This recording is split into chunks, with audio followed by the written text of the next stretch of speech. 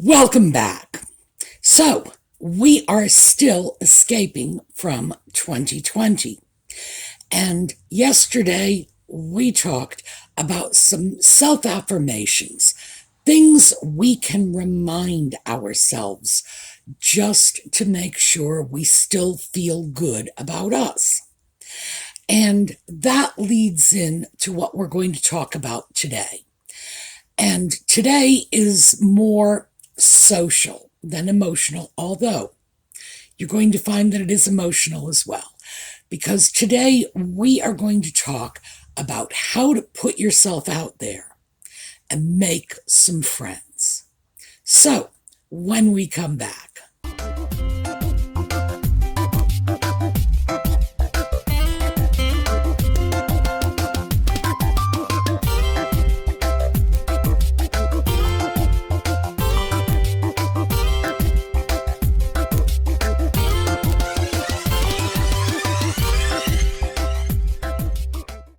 Well, let's start with a surprisingly high number of people describe themselves as shy.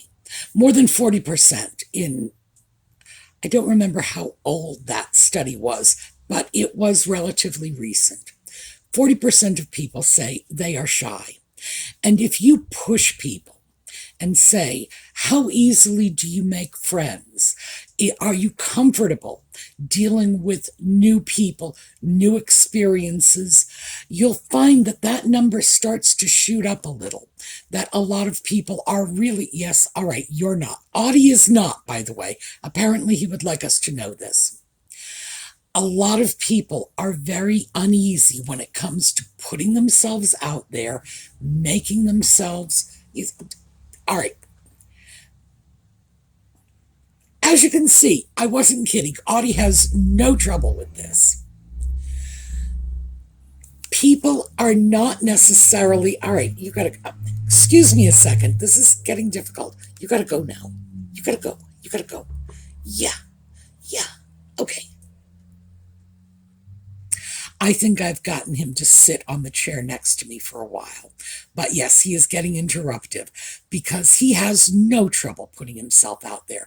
He has no trouble going up to people and demanding what he wants. Most of us do.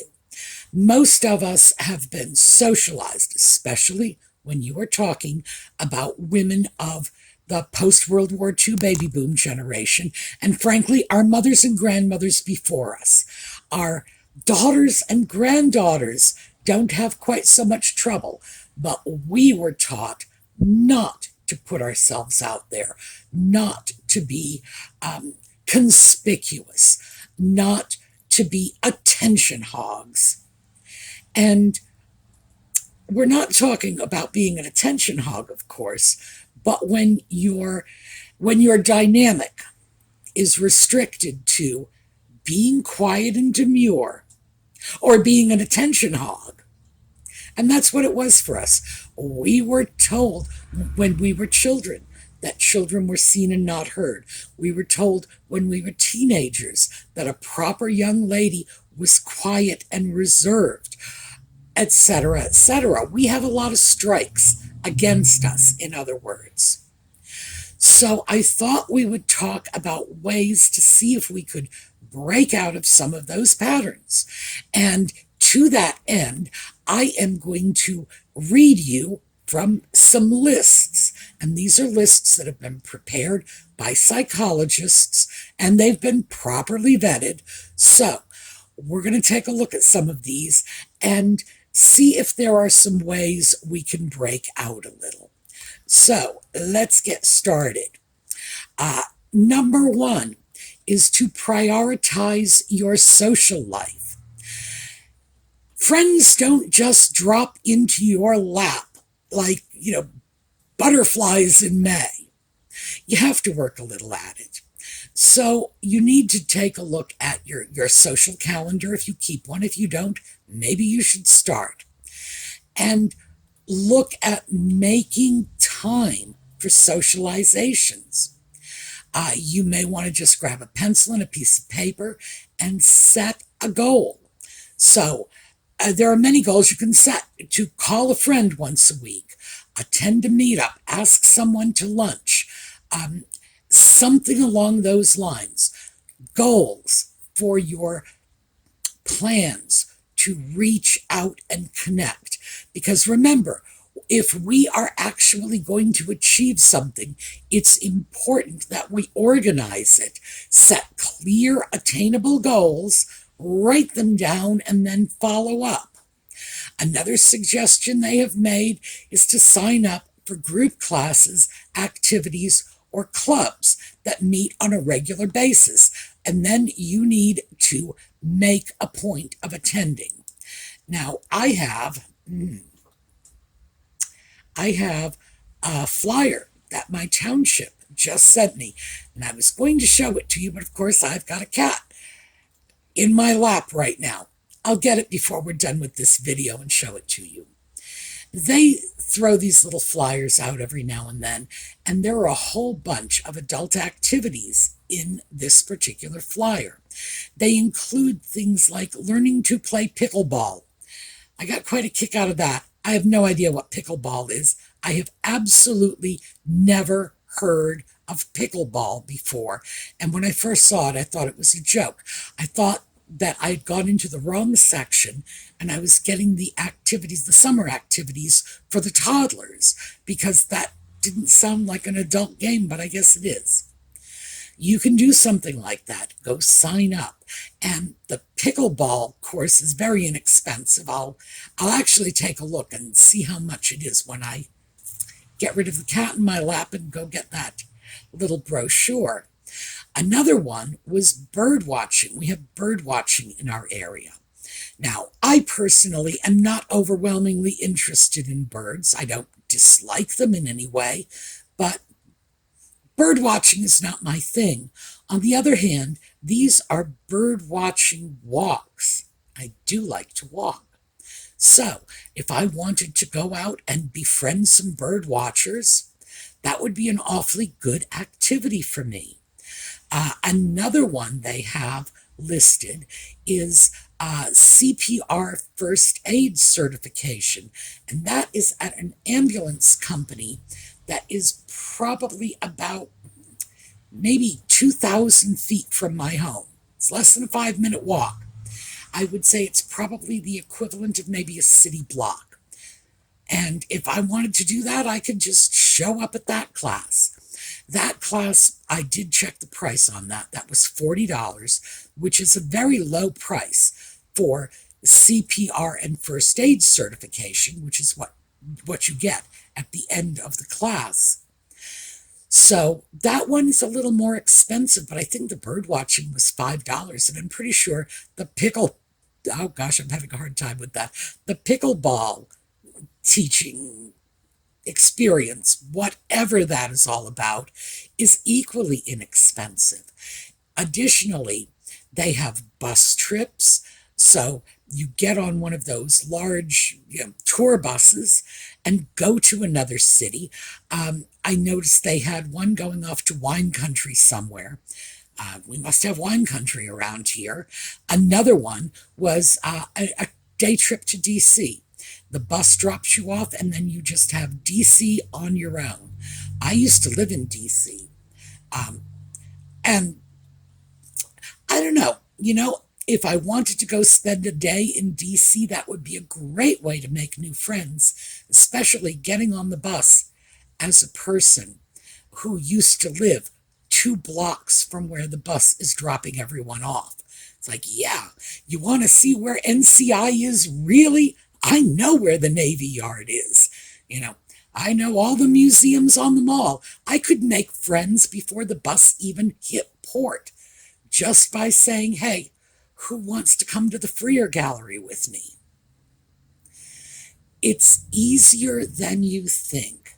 And keep in mind, I am in the middle of nowhere. I say this, I hope you will trust me on this. We really have 2 stoplights. Honestly, 2. That's it. I mean, I have been to colleges bigger than the town that I live in, and that is the truth. Actually, I have. I'm thinking, if you count the town that's closest to me, I've been to high schools with a greater population than this town. So, yeah, I am truly in the middle of nowhere. And these are things I have readily available to me. So, you almost certainly have your own community's equivalent readily available to you, too. So, let's go back and take a look at what's on the list. Okay, the next thing they are suggesting is to explore your interests. Join a club or attend meetings in your community. And that little bird walking extravaganza, that would have been a nice little club to join if you like birds or you like walking. Attend meetups or activities that interest you. Now, meetups and activities, I think this is a social media thing. You go on Facebook and people in your community get together, and great, that sounds like a lot of fun. As I'm sure you know, because I say this all the time, I'm not on social media. It's not the sort of thing that appeals to me. But it really would be a great starting point to try to expand your social circle. Sign up for a class to learn a skill or a hobby that you're interested in. Well, going down the street to the ambulance company and signing up for a first aid class might be very interesting. It's not a particular interest for me, but I have to say, I wouldn't mind it that much. It's not like I would be pretending to be interested. They also say join a gym, a yoga studio, or an exercise class, which is a little hard in my area. Look at event calendars in your community. They're often linked to the news or independent news sites or newspapers. Again, I am in a teensy little town, so the closest I come to that is this little brochure. So, you know what? We're going to pause for a moment, and I'm going to grab that because Audie has just left. Okay, here you go. Let me find here's the front page. See, it's the little thing that the township puts out. Now, let me get some of those costs. Okay, pickleball, $5. That's the fee. Bird watching. I am not seeing any price on this, so I am assuming it's free. You just show up. The CPR and first aid is a $40 fee. They also have lunch bunch. People get together at local restaurants one day a month and have lunch. And all you do is just show up at the restaurant. No fees associated with it. You just get yourself to the restaurant and buy your lunch. And the restaurants are Messino's and Red Robin. Ripped. We have a one-stop body shock, high-intensity interval training program. All right. The fee on that is $77, which is rather expensive compared to most of these. And I would have to say that I'm not put off by the fee, but I'm definitely put off by the title.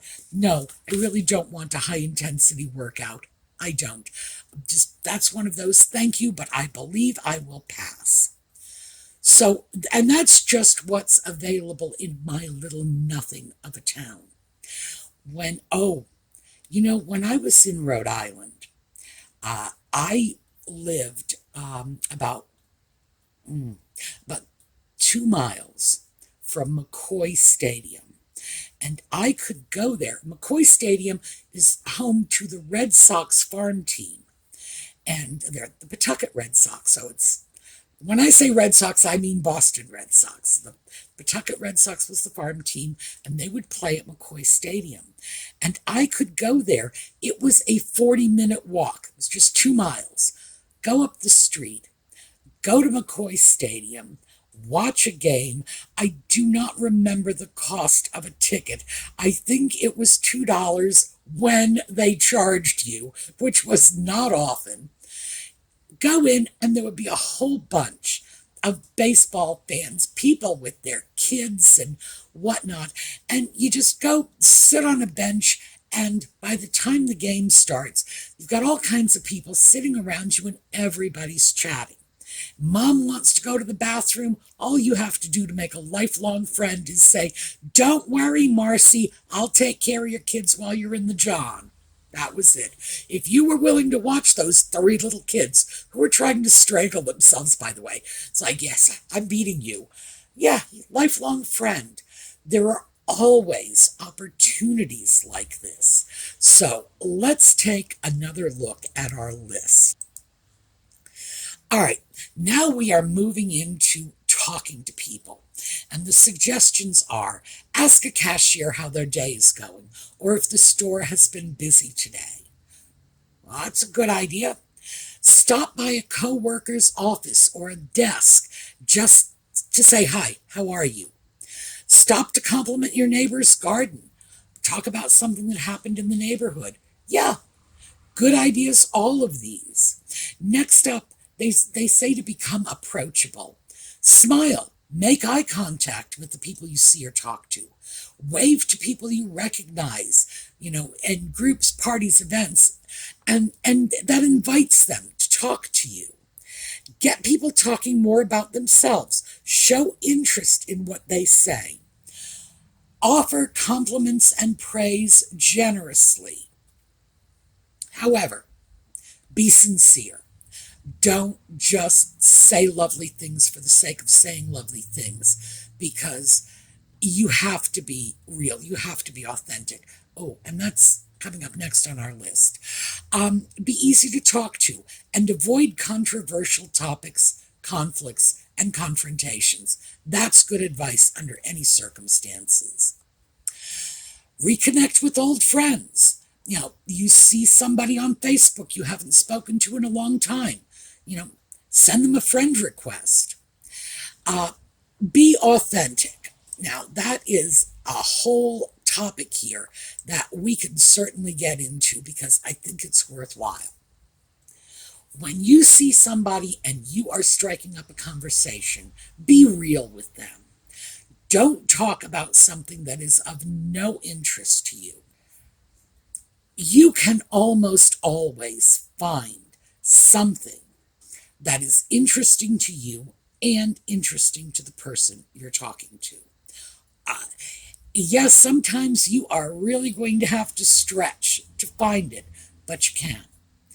And the reason you want to talk about things that are genuinely interesting to you is because if you are being inauthentic with people, if you are pretending to be interested in whatever's going on in their life, they might not figure it out in the first 30 seconds, but after a few minutes, they will.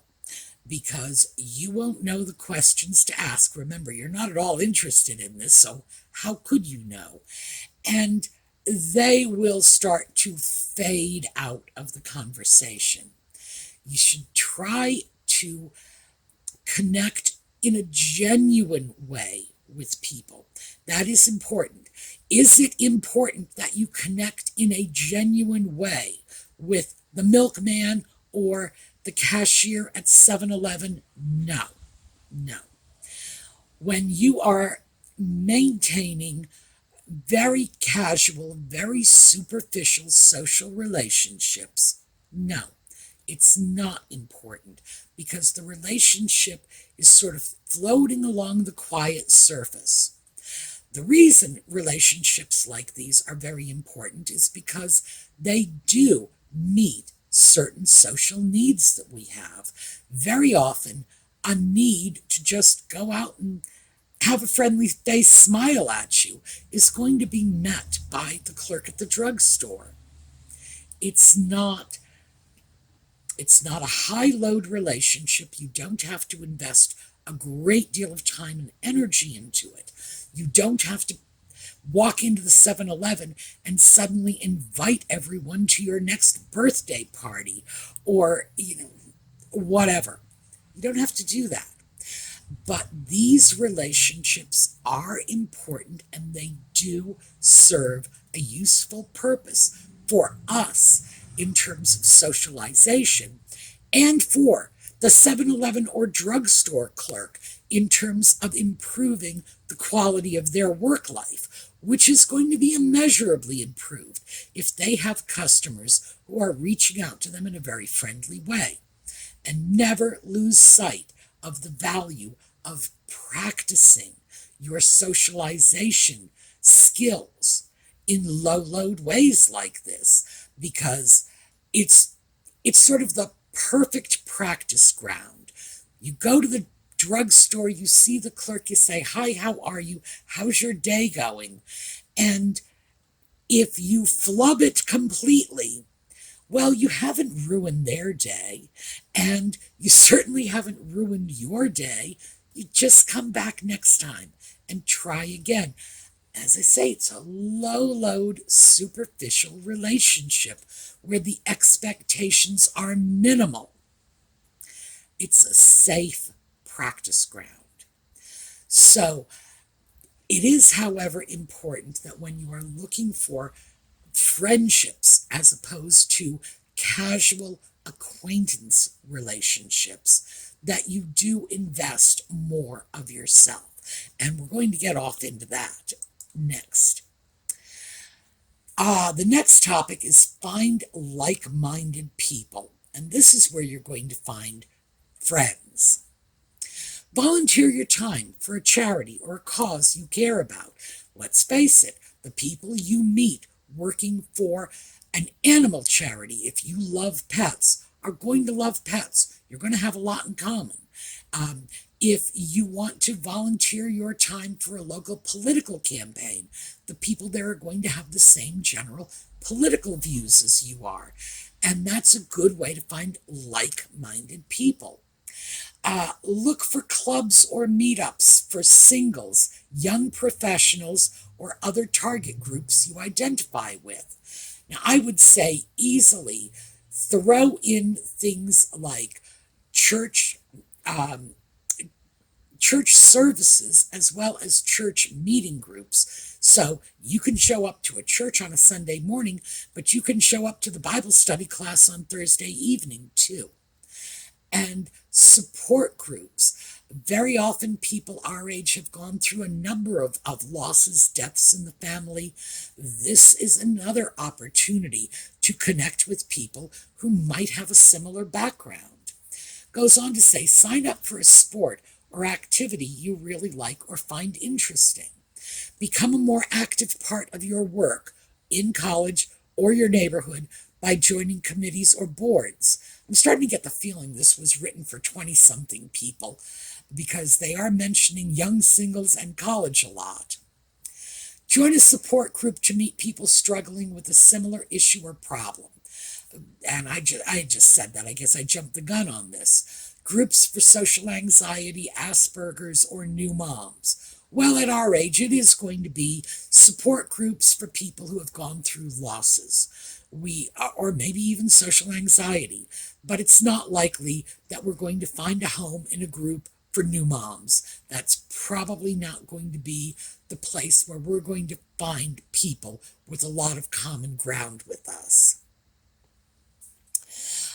Next, they say improve your social skills, including the ability to pick up on and read social cues, listening skills that help you process and remember what is said, expressions to show interest, enthusiasm, and emotion, nonverbal communication, including eye contact, voice tone, body language, posture. And they say, have an open posture, smile at people, make eye contact. Oh, making eye contact is super easy. I have been making eye contact all my life, and I have no idea where people's eyes are. You just sort of face them, and if you are facing their face, you'll be making what they perceive to be eye contact. Because I'm telling you, if you stand 6 feet away from me, I don't know where your eyes are.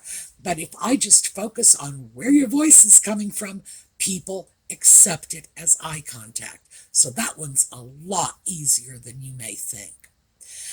Communication skills, including the ability to speak clearly, conflict resolution skills to find ways out of difficult situations.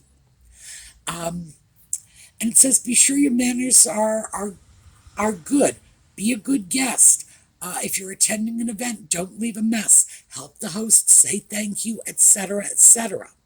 And we finish up on this with take the initiative. Don't wait for them to call you. You call them. You do some follow-up with people. And then, let's see, I believe this is the end. Show an interest in people. Ask people open-ended questions. Get them talking about themselves. Listen and show interest in what they have to say by making eye contact. Remember, it can be pretend eye contact. Using expressions, asking follow-up questions.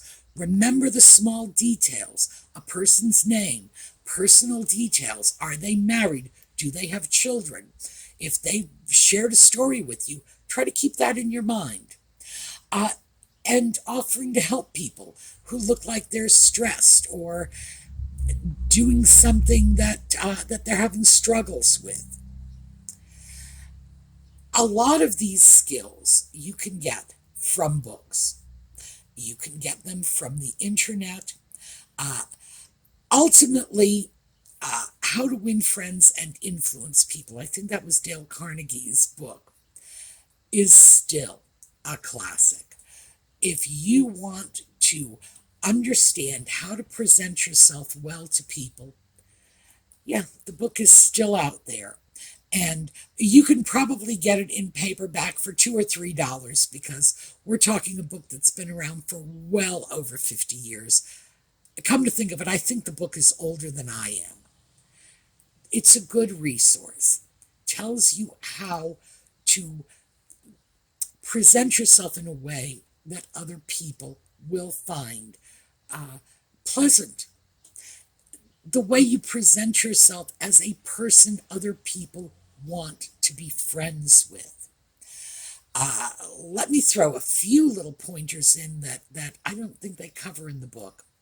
But dressing the way the people in the group you want to belong to is key. If you want to make friends with people who are active in sports, wear sports clothes, that sort of thing. It's not that hard. And all groups of people have their own little special uniforms, runners have their little spandex shorts and their big clunky running shoes. Yeah, that's what you need to go for. And keep in mind that so many of these things are so easy, so inexpensive, or absolutely free, that there's very little excuse not to do this. And this is going to be an important skill set for people who are now, after 3 years, going back into the office instead of working via remote. And we got a comment on that yesterday. Someone who was going back in. They enjoyed lockdown. Now they're going back into work. They're going to have to start making relationships, making new friends with people in the office. May not be the same people who were there with them 3 years ago. So, if I could just sum this up in a few words, take the initiative. Reach out to people. Hi, how are you? Costs you nothing. Smile when you do it. Hi, how are you? How's your day? Costs you nothing. And you start to be very quickly perceived as a friendly person when you do that. Take a genuine interest in people. If you do not want to hear what is going on in someone's life, don't go up to them and say, hey, what's going on in your life? Just be sure that you're being real with them. By the way, if you're not interested in what's going on with somebody's life, you can settle for the, hi, how are you? How's your day going? And then move along. Also, Know when to end the conversation. A hi, how are you conversation is probably going to be 4 or 5 back and forth exchanges. Hi, how are you? I'm fine. Um, how are you? I'm doing great. Did you did you see what the Pittsburgh Steelers, I think that's a sports team, did last night? No, I didn't. I think they won. Oh, that's it. See you later. You don't want to drag these conversations out. It shouldn't turn into a soap opera. If you're catching someone on the fly, give them a chance to escape gracefully after a few exchanges. By the time you've gotten to the point where you're asking them about their great grandmother's neighbor Fred, you know you've really gone too far. So that too is key. Be sure that people know that you know how to start a conversation and exit from one. Exiting from one is very easy. All you have to do is smile and say, well, I'll catch you next time, and walk away. See you later. Move on out. One of the problems with people who have been housebound for a while is they lose that sense of timing. What is the duration of a normal hi, how are you conversation? It's not the same as the duration of a conversation you have with your sister-in-law or the conversation you have with a guy you haven't seen since high school. It's different. So keep those in mind. But remember, there are resources for you. And making friends, well, it depends on your definition of friends. Getting out and socializing. Let's stick with that.